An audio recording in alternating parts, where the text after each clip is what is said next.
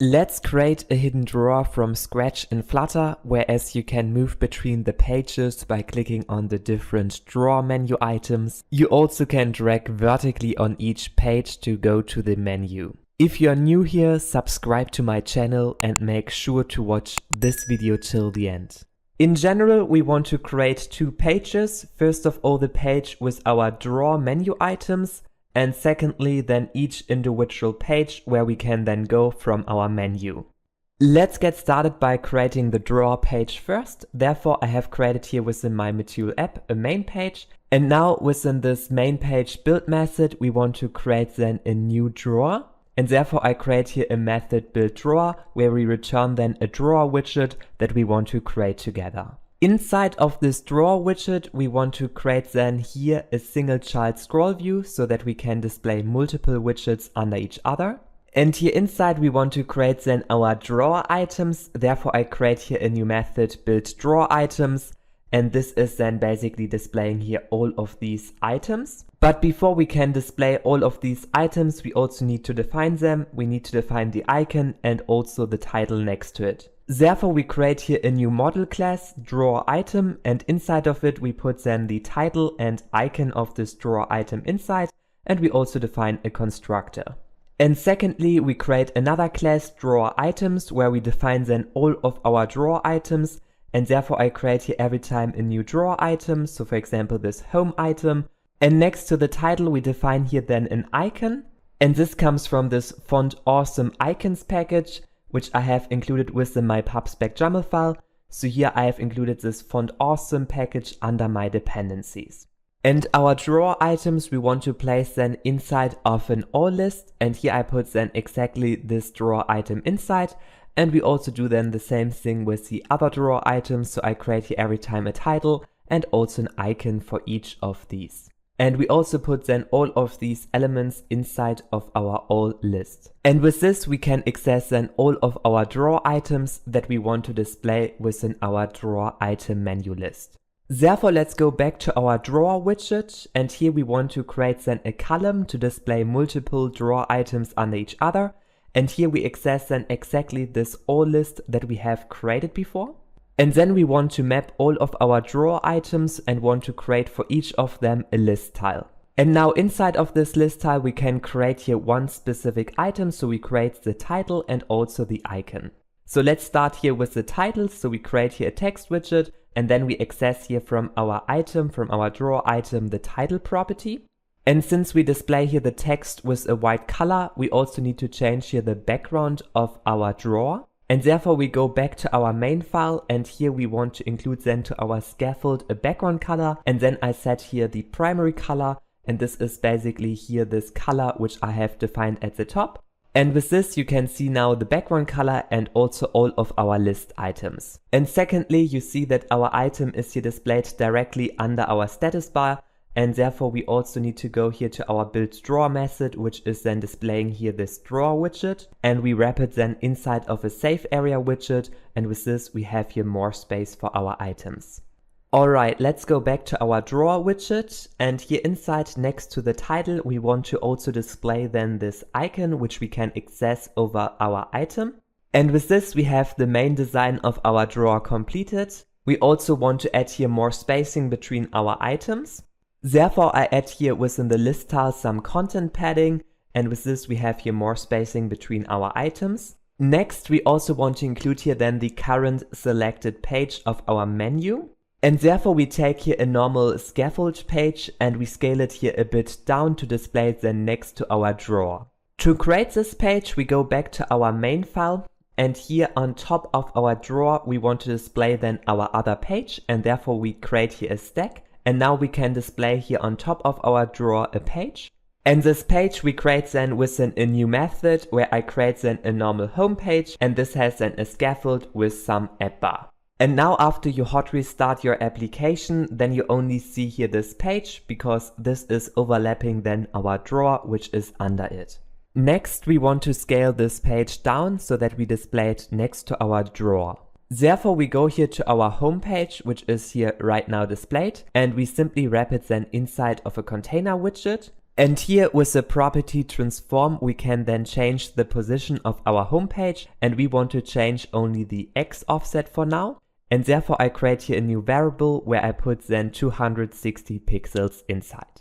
And now if I hot reload, you see that the home page moved to the right side. And if I put here a smaller value inside, then you see it is going more to the left side. And if you put a higher value inside, then it is moving more to the right side. Secondly, we also want to move our homepage a bit down so that it matches here with this design, and we also want to scale our homepage a bit down. Therefore, we create here also a Y offset and put it here instead of this 0 inside. And with this, our page is then also moving 150 pixels down. And if you put here a higher value inside, then it is moving more down. And if you put here a smaller value inside, then it is moving less down. And lastly, we also want to apply here a scale factor to our page, and therefore we call here on our matrix this method scale, and then we define here the scale factor and we want to scale it to 60% down. And now if I hot reload, you see that the page is only taking here 60% of its original size. Furthermore, we want to integrate then here an animation between both of these states where we have the drawer and where we display then one of these pages. To achieve this, we want to put all of these values inside of our global state so that we can later modify them. Therefore, I remove them here and I go up to the state. And here inside, I create then all of these fields, and I also initialize them then with the initial values that we also have defined before. And now after I have hot restarted this application, you see exactly the same UI that we had before, only that we have now all of these values within our state. And with this, we can later modify here these values to actually change the position of our page. So what we want to achieve is to close again our drawer, and then we want to move here this page again on top of our drawer.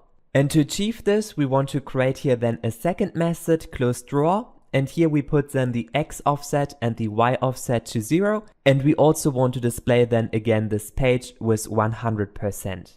Let's also try it out. So I exchange here the open drawer with the closed drawer. And now if you hot restart, you see that the home page is again on top of our drawer. So the page is on top of this drawer in our stack. And it also takes then the full size and it is not moved anymore. Next, we want to create here at the top this menu item, and if we then later click on this menu item, then we want to open our drawer up. Therefore, let's go here down to our method build page where we display here this page, and inside of our home page we want to create then a callback where we put then our open drawer method inside, and this is basically calling then exactly this method with which we can then open our drawer. And now we can go here back to our home page, and here we create then a constructor where we get then this callback. And lastly, we only need to create here then an icon at the beginning, and then we need to call this method open drawer. Therefore, let's go here to our app bar, and here we create then within the leading property our drawer menu widget. And within this drawer menu widget, we want to create then a simple icon button where we simply create then here an icon. So in this case, I make here use of this font awesome icons package to display then later this icon, and therefore make sure that you have this font awesome Flutter under your dependencies inside. On the other hand, if you don't want to use this package, you can also display here simply a menu item from the Flutter SDK, then you don't need any package. Alright, and here within our icon button, we also implement then our onClicked handler, and this is what we want to execute later. Therefore, we go here to the home page, and every time if we click on our menu item, then we want to call here this callback open drawer to open our drawer. And now if you hot restart, you see here exactly this drawer menu item. And if we click on this drawer menu, then it is opening up our drawer. However, it is currently jumping directly to the drawer and is not doing a smooth animation. And this is what we want to change. Therefore, we go here back to our main page where we display our drawer widget. And here, instead of taking then a container, we take this time an animated container.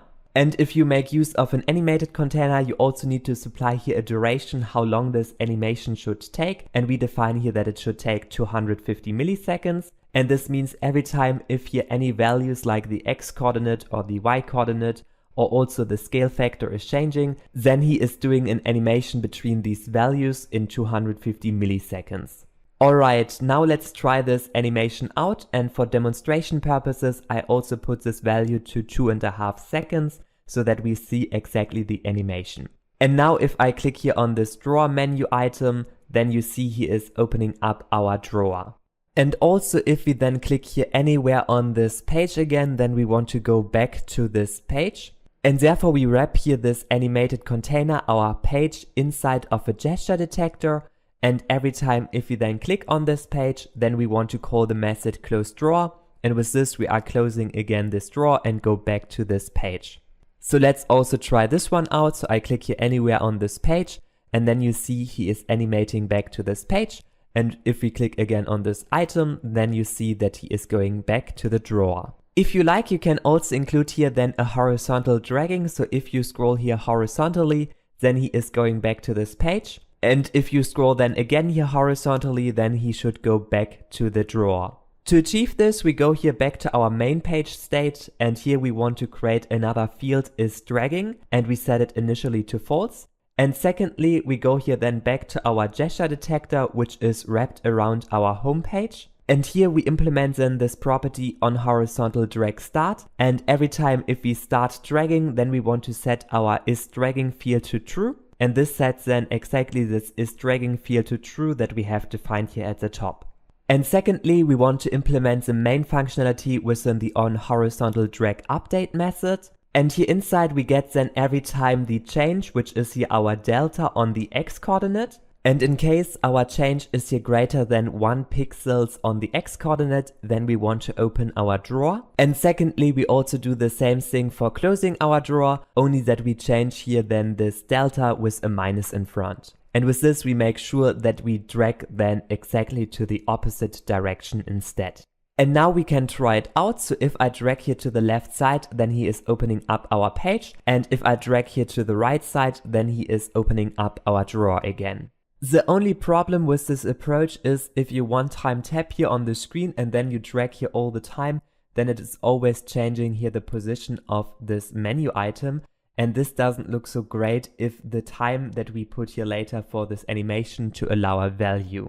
Therefore, after we have executed here this code, we want to set our flag is dragging again to false. And secondly, we want to make sure that if the is dragging flag is set to false, then we don't want to execute here this code again. And now if I press here one time on the screen and I try to drag into another position, then this is not working anymore. And lastly, you can put then this value to allow a value, so we put it again to 250 milliseconds. And now if I drag here once, then you see we have here a smooth animation every time going on.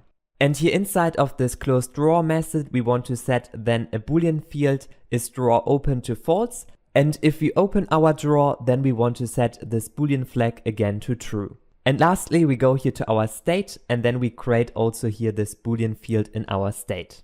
And now with the help of this boolean field, we can determine if our drawer is currently open or not. And in case our drawer is open like right now, then we don't want to allow here any scrolling on this page. And to implement this, we simply go here all the way down until we reach our home page, which is here this page on the right side. And we wrap it then inside of an absorb pointer. And with this, you can then absorb any gestures made on this widget. And here, every time if this absorbing flag is set to true, then we want to absorb here all the gestures on this widget. And we want to simply check here then if the drawer is open, then we want to absorb here all the gestures of this widget. And now we can try it out. So I try to drag here anywhere and you see this is not working anymore. However, the gesture detector, which is here on top, this is still working. So I can still drag here to the left side and to the right side to actually change then the position of this home page. And also I can tap on this home page to close the drawer. So if I tap here anywhere on this home page, you see that the drawer is closing. So this is working fine. Only the gestures directly on this home page are then absorbed. Next, we want to improve the design of the page that is here displayed. So we want to give it here some white background color, and we also want to make it rounded. Therefore, we go first of all to our home page, and here we go to the scaffold. And right now we have here then the background color blue inside. So this has here a blue background color. However, instead we want to set then this color to a transparent color. And with this, our scaffold background is transparent, and you also see here already the drawer behind it. And this is what we want to change. Therefore, we go here back to our main page, and then we want to wrap here this home page inside of a container. And then we want to set again a background color for our home page. And here we simply determine if our drawer is currently open, then we want to set it here to a white background color. Otherwise, if it is closed, then we want to set this blue background color. And now if I hot reload, you see that we have again the blue background color here for our widget that we have defined here. And if we change here back to our drawer, then you see it switches here to this white background color that we have defined. Let's also improve here our design by making our page here rounded in case our drawer is open. Therefore, we wrap here around our home page another widget clip rect, and here you can make it then rounded with the border radius, and in case our drawer is open, then we make it rounded, and otherwise we don't make it rounded. And now if I hot reload, you see that it changes here then the shape, and it also makes here our page rounded. And lastly, on Android, if you click here on this back button, then you also want to close here this drawer, and therefore we wrap here this whole widget inside of a WillPopScope. And here we determine then if our drawer is currently open and we click on our back button, then we want to close our drawer. And otherwise, if our drawer is not open, then we don't call here this close drawer method here inside. And now we can try it out. So I can click here on this back button and you see that he is then closing our drawer. This is exactly the method that we are here executing. Next, we want to click on different drawer items, and then we want to go to the corresponding page. To implement this functionality, we go to our drawer widget, and here inside we want to include then a callback. And within this callback, we get then every time the drawer item on which we have later clicked. And lastly, we need to call then this method every time if we click here on one of these items. Therefore, I simply go here to this onTap handler of one of our items. And if we click on our item, then we want to put this item on which we have clicked inside of this callback. And lastly, we need to implement then this callback outside of this widget. Therefore, we go here back, and here inside we want to implement it then. And then we get here every time the item on which we have clicked. And this item we want to store then within our state, and therefore I go here up to our state, and here I create a new drawer item. And by default we have every time the home page selected, which is then here our first entry. And after we have selected here our entry, we also want to close our drawer again. Therefore I also call here this method close drawer. And finally, we need to change then our page that we display here on the right side depending on the item that we have selected. And therefore we go here down to our build page method, and here instead of displaying then every time the home page, we want to exchange it then with our other pages. And therefore I replace it here with a new method get drawer page. And here inside of this method, we switch then over our item. So this is the item that we have currently selected. And then you can basically choose here which page should be displayed for each of your drawer items. So for example, for the home drawer item, you display then the home page. And the same thing you also do for all of your other drawer items. So if you have, for example, the drawer item Explorer selected, then you show here this Explorer page. And this is another page which I have created. And the same thing I do here then for all of these drawer items which are here displayed on the right side. And now we can try it out. So I can click here on one item, and you see he is then every time switching the page and is going to the corresponding page that you have linked here within this method. And of course you can also apply then other functionalities to your entries. So for example, if you click here on the logout button, then you want to log out maybe and show the login page. And to implement this functionality, you simply go here all the way up until you come to this method build drawer. And here every time if we then select one of these items, you can decide what should happen here inside. So you can define here the functionality. And then you basically switch here over your item. And by default, you close then your drawer. And also by default, you put then the item that you have selected inside of your state. And now you can also define other cases. For example, if you click here on this logout button, then you want to do some other functionality. For example, we show here then a snack bar. And now we can try it out. So I click here on this logout button, and you see he is only showing here the snack bar. or any other functionality that you are putting here inside. And if you click then on any other item, then he is going here inside and then he is switching to the page that you have selected. If you click here on these items, you see they take so much space until the end, and this doesn't look so great, so we want to limit the space so that it is until here.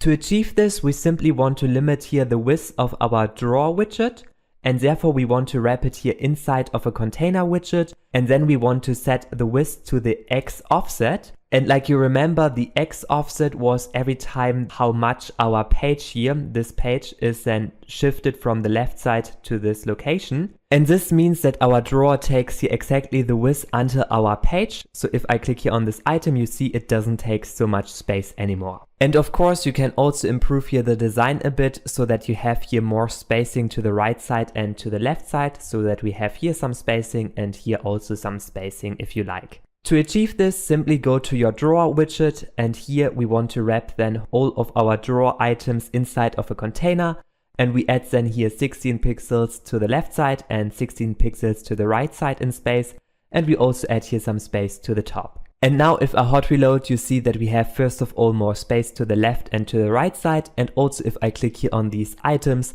you see we have more space. And by the way, if you want to get here this whole source code of this application, then you can get it with the first link in the description, and with the second link you can get access to my Flutter courses, where I teach you how you can become a better and more efficient developer. Hello everyone, thank you so much for watching this video. Please make sure to give it a thumbs up and subscribe to my channel here to get the latest news about Flutter, and see you soon. Bye!